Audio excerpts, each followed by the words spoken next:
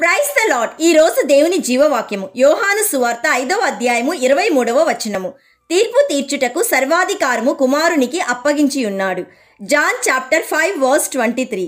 He has given the son absolute authority to judge.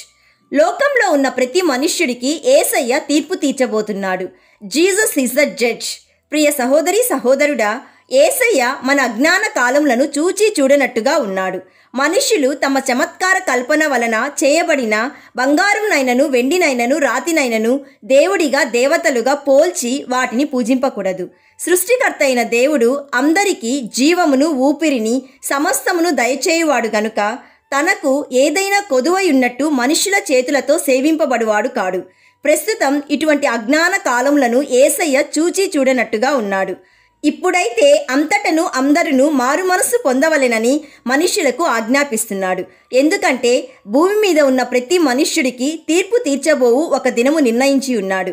అంతేకాదు, మృతులు దేవుని కుమారుని శబ్దము వినుగడియ వచ్చుచున్నది. ఇందుకు మీరు ఆశ్చర్యపడవద్దు. ఒక కాలం వచ్చుచున్నది. ఆ కాలంలో సమాధుల్లో నున్న వారందరూ ఆయన శబ్దము విని ఆయనను విశ్వసించి దేవుని వాక్యానుసారమైన జీవితమును గడిపిన వారు నిత్య జీవమునకు వెళ్ళును. ఆయనను విశ్వసింపని వాడు కీడుకు అంటే నరకమునకు వెళ్ళును అని దేవుని వాక్యం సెలవిస్తుంది. కాబట్టి ఈ ప్రభువే నీకు న్యాయం తీర్చువాడు. My dear friend, Jesus is standing at your heart and knocking your door. Please open and welcome Jesus into your heart.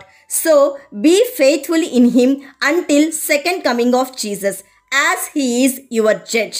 కాబట్టి ప్రియ సహోదరి సహోదరుడా, తీర్పు దినమందు నీవు తీర్పులోనికి రాకుండా నిత్య జీవం గలవారై ఉండాలని మేము ప్రార్థిస్తున్నాము.